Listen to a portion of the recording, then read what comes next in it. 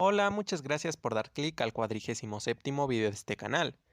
Este video es la continuación directa de la cuarta parte del tema de la ética y la moral, en el cual hablo sobre el acto moral y sus implicaciones éticas. Si aún no has visto ese video, te recomiendo y agradecería mucho que vayas a verlo, para que te sea mucho más provechoso lo que expondré en esta quinta y última parte. Justo en la parte superior derecha de tu pantalla te estará apareciendo una tarjeta que te llevará justo a la cuarta parte, o bien, en la descripción también podrás encontrar el link de la cuarta parte y de todas las partes anteriores, en caso de que tampoco las hayas visto. Comentado esto, este video tiene la finalidad de precisar algunas consideraciones extras sobre ambas disciplinas y tratar de enmendar algunos resquicios que no quedaron resueltos a lo largo de los videos.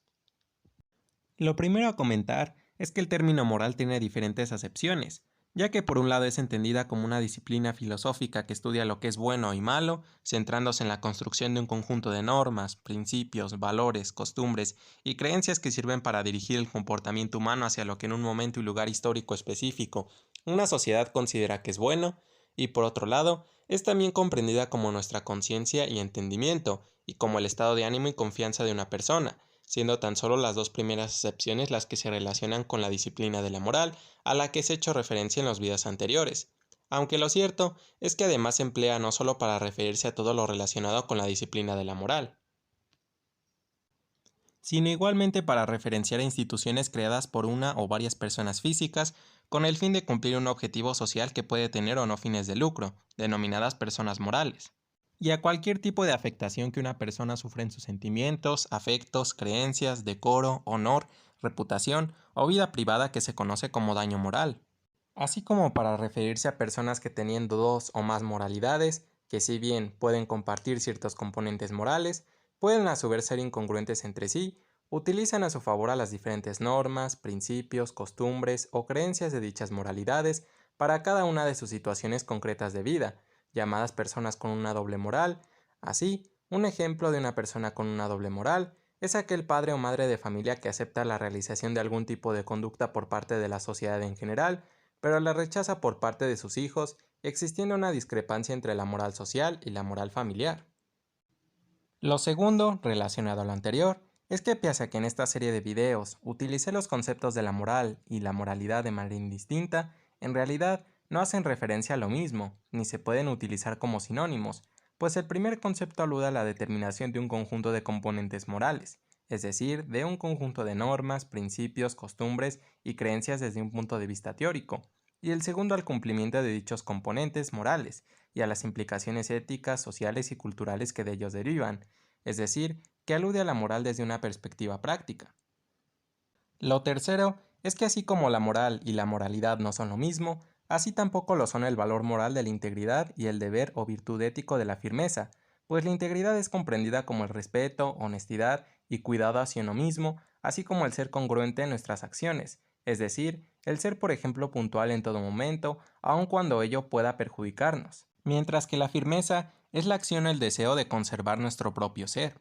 Lo cuarto es que las normas morales pueden ser entendidas como el compendio general que el resto de moralidades moldean en una persona, es decir, que son el producto de lo que el resto de componentes morales construyen en cada uno y que, por lo tanto, nos sugieren y nos guían individualmente a saber cómo actuar en situaciones concretas, pero que no pueden considerarse como normas éticas porque no fundamentan al resto de componentes morales al no explicar cómo deberían ser, sino que solo les dan un orden y estructura. Lo quinto es que si bien se puede generalizar que los componentes de las diferentes moralidades son heterónomas o autónomas, exteriores o interiores, bilaterales o unilaterales, y coercibles o incoercibles, en realidad algunos de sus componentes pueden compartir dichas características, ya que por ejemplo, la moral religiosa contiene normas interiores como creer en Dios y al mismo tiempo normas exteriores como asistir a misa, o por ejemplo, las normas jurídicas que aunque pueden ser bilaterales, como un contrato de compraventa que produce derechos y obligaciones tanto al comprador como al vendedor, también pueden ser unilaterales, como lo es no usar el celular mientras se maneja, que solo genera obligaciones al conductor. Lo sexto es que aunque una moral familiar, institucional, económica y política forman parte de la moral social, ninguna de estas moralidades coinciden del todo, pero se engloban dentro de una sola porque comparten las mismas características, pues todas son principalmente heterónomas, unilaterales, exteriores e incoercibles.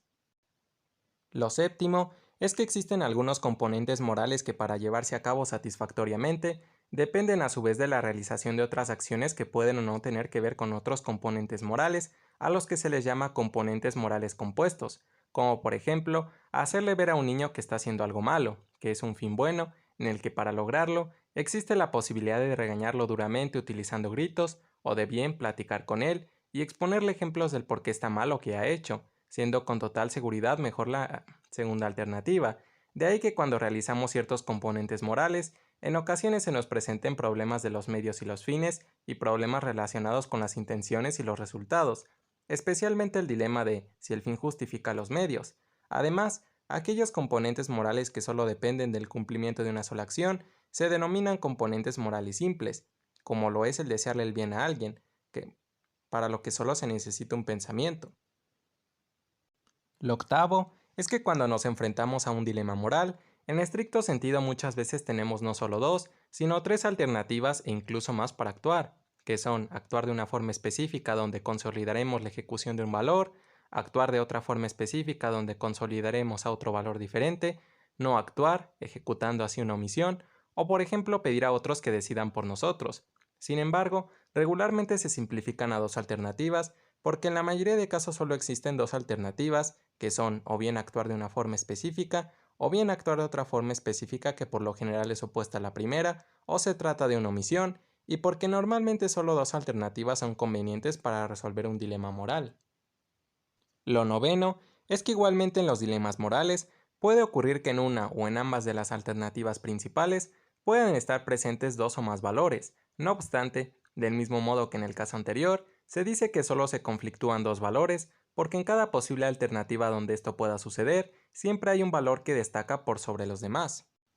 Y lo mismo ocurre con el hecho de que los dilemas morales se reduzcan a una alternativa que regularmente solo nos beneficia a nosotros y a otra que solo beneficia a los demás, aunque no sea en un sentido absoluto. Pues retomando como ejemplo el dilema en el que debemos decidir entre asistir a una reunión de trabajo que nos garantiza subir de puesto, o asistir a un compromiso familiar de suma importancia como una boda, en el que se conflictúan los valores de la integridad y el amor, pese a que el acudir a la reunión de trabajo es un beneficio para nosotros mismos y para nuestra familia, y al mismo tiempo el acudir a la reunión familiar es un beneficio para nosotros y también para nuestra familia, ninguna de las dos acciones son éticas, porque para que una acción se considere como tal, el beneficio no solo debe contener fortaleza, sino también ser recíproco para ambas partes, es decir, que no puede ocurrir que una acción aun cuando nos beneficie a nosotros y a los demás, nos beneficie más a nosotros o beneficie más a los demás, puesto que igualmente caerían en el egoísmo y en el altruismo, respectivamente, a no ser que entren en otro supuesto que se explicará a continuación.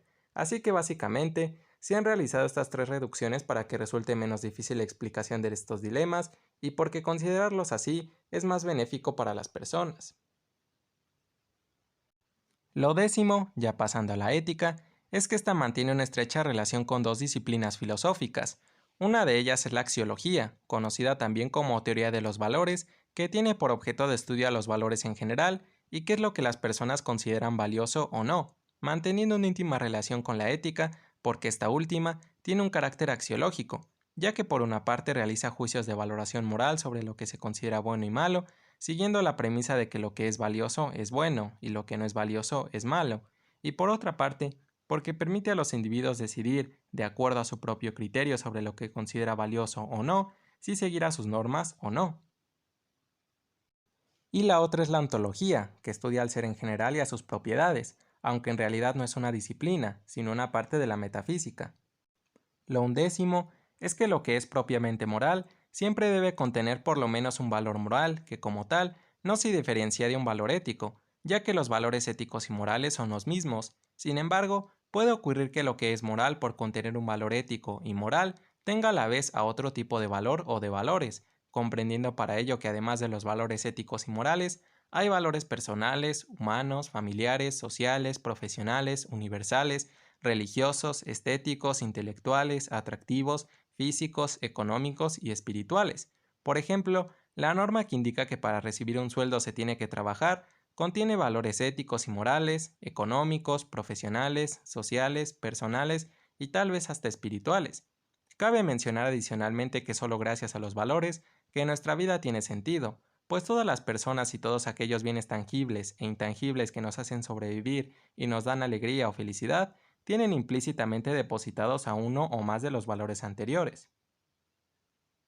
Lo 12º es que la valoración moral, que es una de las principales tareas de la ética, como cualquier otro tipo de valoración, consta de 3 elementos. El primero es un valor atribuible, que en el caso de la valoración moral es un valor ético y moral. El segundo es el objeto valorado, que debe ser un componente moral, y el tercero es un sujeto que realiza una valoración moral, es decir, aquel que califica los componentes como buenos o malos, como necesarios e innecesarios, como útiles y no útiles, entre otros. Lo 13º es que la ética se conforma de 3 ramas. La primera es la metaética, que se encarga de estudiar el origen y el significado de los principios éticos, entendiéndose por principio a la base o razón fundamental de algo, como a qué se refieren los valores éticos, que son a su vez morales, qué es la firmeza, la generosidad y la fortaleza, qué es la felicidad, qué es la virtud, qué es el placer, qué es la utilidad, qué es el deber y demás. La segunda es la ética normativa, cuyo objeto de estudio es la determinación de los criterios para saber si una acción o pensamiento es correcto o no, a través de la formulación de teorías y normas. Y la tercera es la ética aplicada, que se centra en estudiar cómo se aplican las diferentes teorías, códigos y normas que formula la ética normativa, llamadas teorías éticas y normas éticas, especialmente en ámbitos profesionales, organizacionales, empresariales, ambientales, sociales, políticos, educativos, deportivos, sexuales, comunicacionales, de la bioética y de la investigación, entendiéndose por teorías éticas a un conjunto de principios, preceptos, opiniones y reflexiones en torno a la moral. Por normas éticas y por normas en general, a exigencias o sugerencias que nos indican cómo actuar, cuya finalidad es regular el comportamiento humano. Y por códigos éticos a documentos de carácter deontológico generalmente expedidos por los gobiernos de estados y países, que incluyen a un conjunto de principios y normas que pretenden ser objetivos y tener una validez universal, que sirvan para guiar el comportamiento de los individuos en los ámbitos antes enlistados, de entre los que destaca el ámbito profesional, que teniendo en cuenta la subjetividad moral, comprenden que todas las empresas y organizaciones tienen diferentes moralidades y por ello es conveniente que los profesionistas sepan cómo actuar bien independientemente de la moral que pueda existir en la o las organizaciones a las que se elaboren, siendo esta premisa la que siguen el resto de códigos éticos, pero con la diferencia de que aquellas van encaminadas a todo el público en general por tratarse de situaciones que todos podemos vivir. Lo 14º es que muchas veces resulta difícil distinguir lo que es ético de lo que no lo es, desde el punto de vista de realizar acciones y deseos que consoliden al deber de la fortaleza, porque contengan dentro de sí a los deberes de la firmeza y la generosidad. Ya en la primera parte comentaba a través de los ejemplos del aborto y la eutanasia que una acción puede ser ética aun cuando el beneficio no es el mismo, pero sí en la misma magnitud. Pero ¿qué pasa en los casos en los que, por ejemplo, una persona que llega a ser demasiado altruista se siente completamente feliz de serlo, aun cuando ello no le beneficie? ¿O qué pasa con los casos de los gustos y preferencias personales que no benefician directamente a alguien más? Bueno, de momento se puede responder que son éticos siempre que en los primeros casos el beneficio para ambas partes sea proporcional y no se afecte a terceros, y siempre que en los segundos casos el gusto o preferencias personales sean o puedan ser potencialmente un beneficio para los demás y ello no afecte a aquellos que no les gustan, es decir, que se traten de un bien colectivo o común. Lo 15º es precisar qué pasa con aquellas teorías éticas que no contienen implícita o explícitamente las virtudes de la firmeza, la generosidad y la fortaleza que propuso Spinoza en su forma de concebir a la ética, para lo cual es necesario explicar que una teoría ética, para que se considere como tal, debe forzosamente fundamentar a la moral, es decir, que deben basarse en principios éticos como los mencionados anteriormente de la felicidad, el placer, la utilidad y el deber, además del conocimiento, el humanismo o la destrucción y la reconstrucción, por ejemplo, que sirvan para proponer cómo deben ser los componentes morales, qué bases deben seguir y cómo puede justificarse su validez, siempre que adicionalmente respondan a los cuestionamientos qué es el bien y qué es lo bueno. Por lo que en este mismo sentido, las teorías del emotivismo, el intuicionismo y las teorías deterministas, gracias a las cuales es mayoritariamente posible decir que la ética realiza valoraciones morales, también se consideran teorías éticas, porque dan respuesta a todos los cuestionamientos anteriores basándose en los principios de seguir a nuestros sentimientos, a nuestra intuición y a nuestra predestinación, respectivamente, aunque no contengan como tal a las virtudes de la firmeza, la generosidad y la fortaleza. Sin embargo, no así se consideran las teorías del racionalismo, porque en cualquier caso esta sería representada por la misma teoría propuesta por Baruch Spinoza y quizá por la de Immanuel Kant, ni la teoría del libertarismo, que sería representada por las teorías de Jean-Paul Sartre y Friedrich Nietzsche, ni la teoría de la guillotina de David Hume, debido a que no da respuesta a los cuestionamientos anteriores. Así pues, las teorías éticas se clasifican en teorías teleológicas, que se enfocan en nuestro propósito como seres humanos y por lo tanto buscan principalmente que al aplicarlas crezcamos personal o individualmente, y en teorías deontológicas, que se enfocan mayoritariamente en la reflexión de la moral, proponiéndose para ello distinguir lo que es bueno de lo que es malo, por lo cual su meta es especialmente servir como un beneficio social o colectivo. Lo decimosexto es esclarecer qué pasa si luego de someter a un componente moral al modelo científico propuesto por Spinoza, la teoría del eudemonismo aristotélico y la teoría del utilitarismo no empatan con lo que consideran mejor para la sociedad de acuerdo a la información proporcionada. Es decir, si por ejemplo un componente beneficia a la sociedad pero no la hace feliz y tiene más vicios que virtudes, o si por el contrario un componente hace feliz a las personas y tiene más virtudes que vicios, pero no la beneficia, para lo que no hay una respuesta clara, pero sí una proposición buena, que sería seguir a la propuesta de otra teoría ética e incluso a las demás teorías que sirvan o puedan servir como un criterio de desempate, siendo una buena opción la teoría ética kantiana, por ejemplo.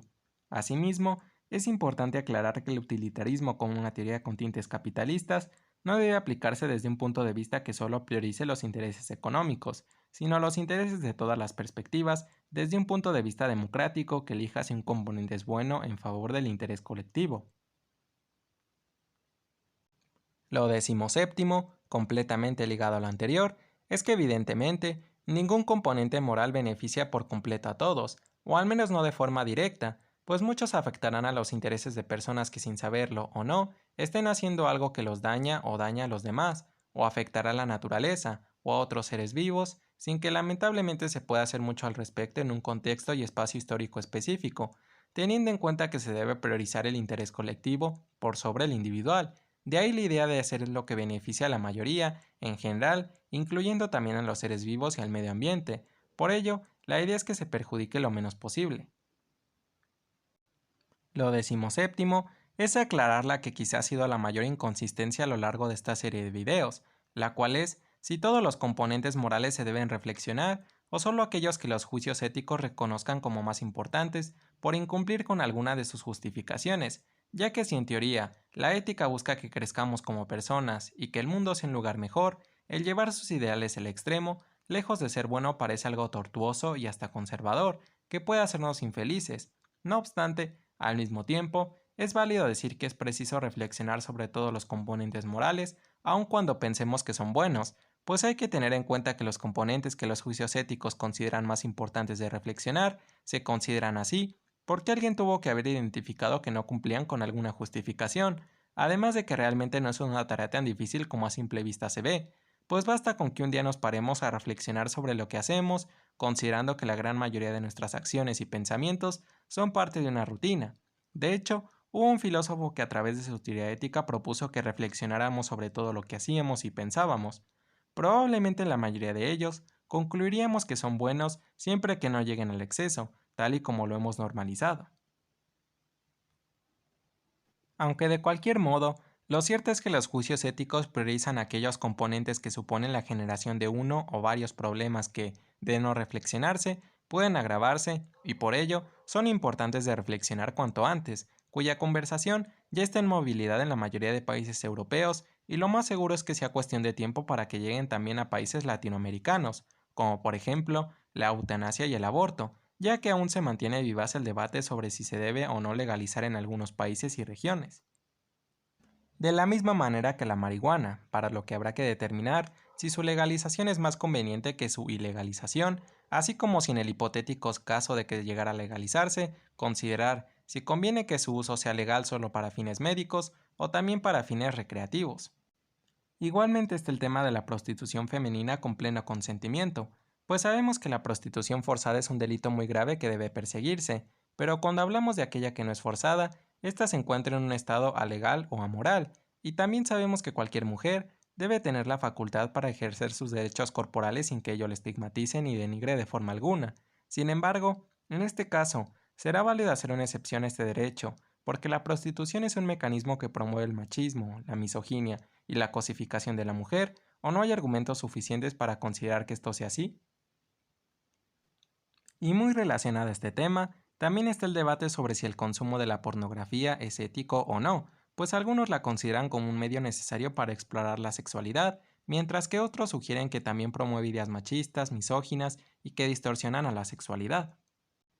Por otra parte, igual están problemas que tienen que ver con el lenguaje. Uno de ellos es determinar si es ético el uso de palabras altisonantes que se relacionan directamente con la mujer o son clasistas, por ejemplo, para lo que habrá que evaluar si existe o no una correlación suficiente entre el uso de estas palabras y la presencia del machismo, la misoginia y el clasismo en los países y regiones donde más se utilizan como para considerar que debamos normalizar no usarlas. Nótese además que no refiero a todas las palabras altisonantes, sino solo aquellas que puedan violentar a las mujeres y a otros sectores discriminados.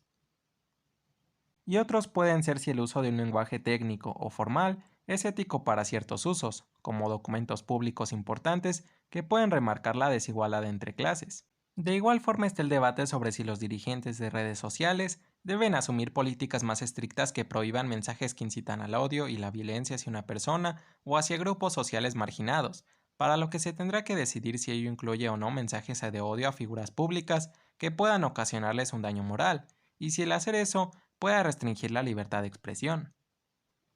En temas políticos y económicos está la inconformidad que el filósofo Walter Benjamin planteó acerca de que durante generaciones se ha normalizado la estetización de la política, lo cual ha provocado mensajes engañosos que apelan al uso de los sentimientos para persuadir a la población y al surgimiento de movimientos peligrosos como el populismo. Y es que si bien el arte es un bien en sí mismo, del cual podríamos debatir si le atribuimos el valor e importancia que se merece, su uso para fines negativos puede ser bastante peligroso, y por lo tanto, ahora la discusión se está movilizando hacia si deberíamos normalizar la politización de la estética, para lo cual debemos preguntarnos cuál es el límite ético de hacer eso, pues hasta qué punto algo se puede considerar arte o no.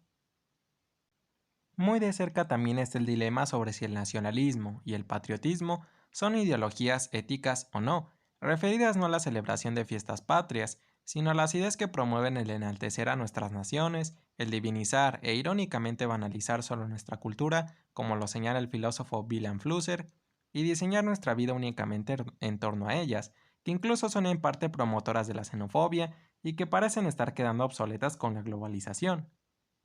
Que por supuesto también genera una disyuntiva respecto a si debería limitarse o no, por propiciar ideologías neoliberales que puedan fomentar la desigualdad. Un problema que, a propósito, no podemos obviar, para lo que cabe el cuestionamiento de si el modelo capitalista actual es realmente sostenible para hacer frente a dicho problema, o si deberíamos contemplar la posibilidad de adoptar un sistema mixto, es decir, un sistema capitalista socialista que emule el de países como China, Suecia y Noruega, o si debemos buscar un nuevo modelo diferente. En el ámbito de los derechos de los seres vivos y el medio ambiente, está el debate sobre si la ineludible llegada de los automóviles eléctricos son verdaderamente una forma efectiva de combatir a los problemas del cambio climático, o si los gobiernos deberían apostar por la construcción y renovación de transportes públicos eficientes que disminuyan la contaminación, el uso de ciertos recursos naturales como el petróleo y el gasto de los ciudadanos. Asimismo, está la controversia sobre si el diseño e infraestructura de las urbes y las casas es sostenible para el óptimo aprovechamiento de los recursos naturales.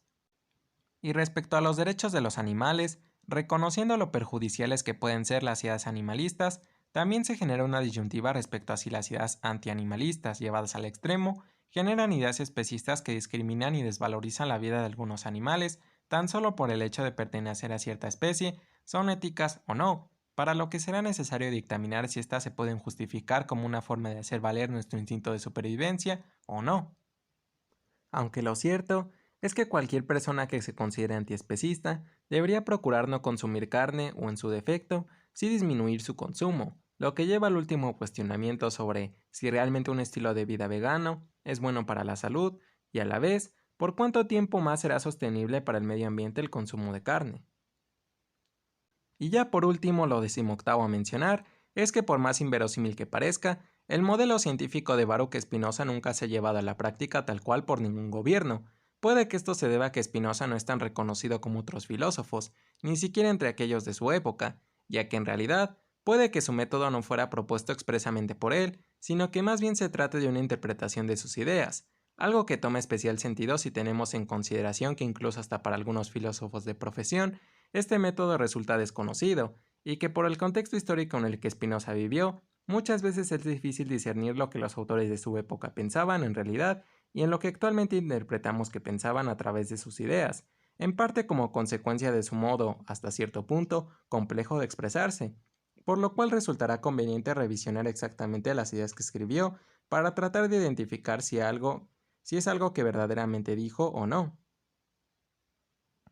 Sin embargo, lo cierto es que independientemente de que se trate de algo que Spinoza expresó o no, este método plantea ideas muy ambiciosas que, al menos desde mi punto de vista, son potencialmente brillantes en la medida que se prueben y se determine si son buenas o no para la sociedad, específicamente para ponerse en práctica en la política, que pese a que ya por sí misma es una ciencia social, históricamente ha sido marcada solo por las ideologías de izquierda y derecha, y ha dejado en ellas a todas las decisiones políticas. Es verdad que aun cuando un presidente o algún diputado en representación de los ciudadanos propone una reforma a la ley para un país, estado o municipio, sean de izquierda o de derecha, es la Cámara de Senadores o de su homólogo en otros países el que de manera democrática y de acuerdo a su criterio respecto a lo que consideran mejor para la sociedad, deciden finalmente si aprueban o rechazan cualquier reforma.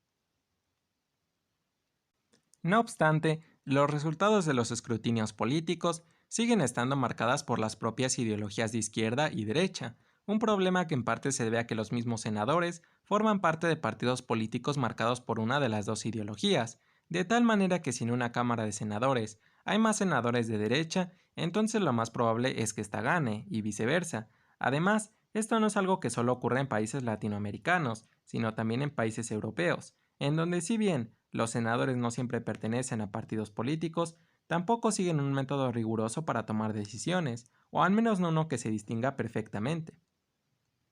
Cabe apuntar que, como mencionaba en videos anteriores, la contraposición de las ideas no es malo en absoluto, sino todo lo contrario, incluso cuando éstas son extremadamente opuestas entre sí, puesto que pueden aportar ideas que ayuden a encontrar una solución, siguiendo la estructura de contrastar una tesis a una antítesis, de tal modo que se tome lo que se considera verdadero de ambas para llegar a un acuerdo y verdad absoluta, que normalmente acabaría terminando en una regulación, salvo algunas excepciones, en las que sea mejor aceptar a una idea de manera íntegra por sobre otra, entendiendo que ello también debería significar haber llegado a un acuerdo. Y ya para concluir, es por toda la situación que paradójicamente lleva al que quizás el cuestionamiento más importante para validar el uso de este método, el cual es si es ético basar las decisiones políticas en ideologías o si es ético la cientificación de las decisiones políticas, que junto a las económicas son las decisiones que más impacto tienen en el bienestar y la felicidad de los ciudadanos por medio del uso del método científico de Spinoza, para lo que será necesario probarlo en alguno o varios de los problemas sociales anteriores, ya que incluso ante la falta de evidencia empírica y frente a la duda de si será posible encontrar estadísticas fidedignas que describan completamente los problemas, yo mismo dudo si este método pueda fungir como una mejor alternativa para resolver los dilemas éticos de la política. Por ello me gustaría conocer tu opinión al respecto de si te gustaría probar el método para solucionar alguna de las tesituras anteriores